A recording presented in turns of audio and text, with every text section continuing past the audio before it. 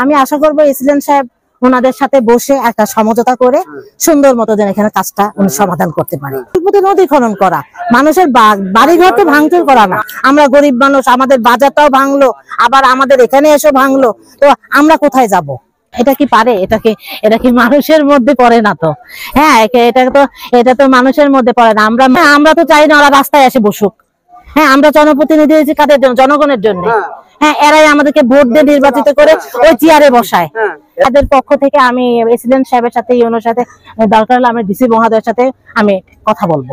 যেটা পড়ছে হ্যাঁ জায়গা, সেটাও ভাঙছে, যেটা পড়েনি সেটাও ভাঙছে, মানে ন্যায্য যেটা সেটা করুক। আমি আশা করবো এসিলেন্ট সাহেব ওনাদের সাথে বসে একটা সমঝোতা করে সুন্দর মতো যেন এখানে কাজটা উনি সমাধান করতে পারে। নদী খনন করা, মানুষের বাড়িঘর তো ভাঙচুর করা না। আমাদের জায়গা পড়েনি, তারপরে বেঁকে ভেঙে দিচ্ছে, তো এটা আমরা আশা করতেছি না। কথা যেটা যে উনি এখানে এসে এদেরকে ভাঙবে, এদেরকে জানান দিতে হতো যে আমাদের এরকম একটা অবস্থা, তো আপনারা জায়গা সরাই নেন, বাই করেন, কি অবস্থা। কিন্তু হুট করে আসে ওনাদেরকে সময় দেয়নি, ওনারা এটাই দাবি করতেছে। আমাদেরকে তো কোনো সময় দেয়নি। আমরা গরিব মানুষ, আমাদের বাজারটাও ভাঙলো, আবার আমাদের এখানে এসে ভাঙলো, তো আমরা কোথায় যাব? এটা কি পারে? এটা কি মানুষের মধ্যে পড়ে না তো? হ্যাঁ, এটা তো মানুষের মধ্যে পড়ে না। আমরা মানুষ। হ্যাঁ, এটা হচ্ছে সবচেয়ে বড় কথা। আমাদের পরিচয়টা হচ্ছে মানুষ, মানুষকে বাঁচতে দিতে হবে। হ্যাঁ, আমরা তো চাই না ওরা রাস্তায় এসে বসুক। হ্যাঁ, আমরা জনপ্রতিনিধি হয়েছি কাদের জন্য? জনগণের জন্য। হ্যাঁ, এরাই আমাদেরকে ভোট দিয়ে নির্বাচিত করে ওই চেয়ারে বসায়। হ্যাঁ, এরা তো গরিব, এরা কোথায় যাবে? তো আমি আশা করব যে এসিলেন্ট মহোদয় এবং আরো উচ্চ পদস্থ যারা আছে এদের সাথে একটু সমঝোতা করে, তাদের পক্ষ থেকে আমি এসিলেন্ট সাহেবের সাথে, ইউনোর সাথে, দরকার হলে আমি ডিসি মহোদয়ের সাথে আমি কথা বলবো। গরিবের সাথে ছিল, আমিও গরিবের সাথে আছি। হ্যাঁ, যতদিন বাঁচবো আল্লাহ যেন সাহায্য করে। হ্যাঁ, এটাই আপনারা দোয়া করেন যেন এদেরকে একটা জায়গা দিক, এটাই আমার চাও, আর কিছু না। আমাকে ফোন দিচ্ছে, যেহেতু আমি এলাকায় আছি, যে আপনারা আমার পাশে এসে একটু দাঁড়ান, দেখেন আমাদের কি অবস্থা। তো এই জন্য আমি সরজমিনে আসলাম, এসে দেখলাম, আসলে খুবই মর্মাহত। হ্যাঁ, এটা দেখে যে এমন ভাবে সব ভাঙ্গাচোরা করছে। তো আমার কথা যেটা, সরকারের, আমরা কিন্তু সরকারের বাইরে না।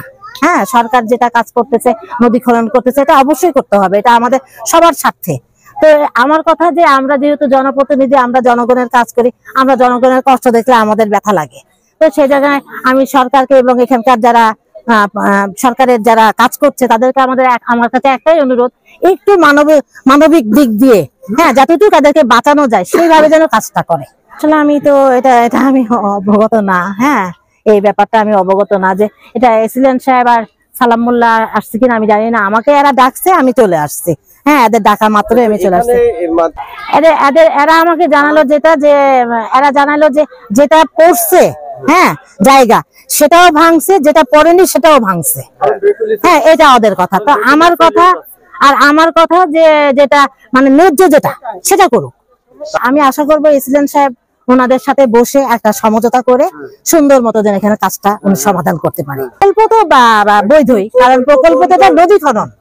হ্যাঁ, প্রকল্প তো নদী খনন করা, মানুষের বাড়িঘর তো ভাঙচুর করা না। হ্যাঁ, সেখানে মনে করেন যে এখন মনে করেন যেগুলো একটু অবৈধ জায়গায় পড়ছে, নদীর মধ্যে পড়ছে, তারা ওগুলো সরাই নিবে। কিন্তু এখানে আমাকে এরা যারা বললো, তারা বললো যে আমাদের জায়গা পড়েনি, তারপরে বেঁকে ভেঙে দিচ্ছে, তো এটা আমরা আশা করতেছি না। আমার এখন কথা যে ওনারা সবাই, এখানে তো জনগণ সকল ক্ষমতার ঊর্ধ্বে, তো এখন এনারা আছে, ওনার সাথে বসুক যে আমাদের এরকম ক্ষতি করছেন বা এরকম আমাদের তো এটা একটা সমাধান করেন।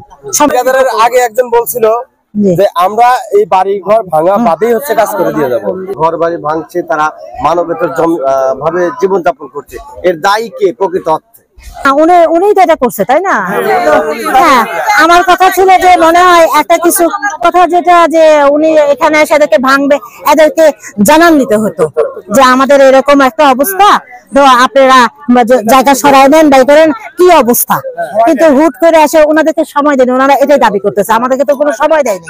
আমরা গরিব মানুষ, আমাদের বাজারটাও ভাঙলো, আবার আমাদের এখানে এসে ভাঙলো, তো আমরা কোথায় যাব? এটা কি পারে? এটা কি মানুষের মধ্যে পড়ে না তো? হ্যাঁ, এটা তো মানুষের মধ্যে পড়ে না। আমরা মানুষ। হ্যাঁ, এটা হচ্ছে সবচেয়ে বড় কথা। আমাদের পরিচয়টা হচ্ছে মানুষ, মানুষকে বাঁচতে দিতে হবে। আপনারা জনপ্রতিনিধি হিসাবে এদের পুনর্বাসন চাচ্ছে, এইটার সাথে আপনারা একমত? হ্যাঁ, অবশ্যই আমরা একমত। হ্যাঁ, আমরা তো চাই না ওরা রাস্তায় এসে বসুক। হ্যাঁ, আমরা জনপ্রতিনিধি হয়েছি কাদের জন্য? জনগণের জন্য। হ্যাঁ, এরাই আমাদেরকে ভোট দিয়ে নির্বাচিত করে ওই চেয়ারে বসায়। হ্যাঁ, এখনো পর্যন্ত তাদের সাথে সরকারি উচ্চ পদস্থ কর্মকর্তারা এখনো পরিদর্শন করেন। জি, এটা উচিত করা। হ্যাঁ, এরা তো গরিব, এরা কোথায় যাবে? তো আমি আশা করব যে এসিডেন্ট মহোদয় এবং আরো উচ্চ পদস্থ যারা আছে এদের সাথে একটু সমঝোতা করে, যেহেতু ভাঙবে নদী খনন, এটা হবে, এরাও চায় যেটা হোক, এটা সবার জন্য, কিন্তু একটু ওনাদের সাথে বসে ওনাদের সাথে একটু কোঅপারেট করে যেন জিনিসটা করে, আমার কাছে এটাই আশা। এদের পক্ষ থেকে আমি এসিডেন্ট সাহেবের সাথে, ইউনোর সাথে, দরকার হলে আমি ডিসি মহোদয়ের সাথে আমি কথা বলবো ইনশাল্লাহ। তো দোয়া করে এরা যেন, এদের একটা জায়গা দরকার। হ্যাঁ, আমি গরিব মানুষদের সাথে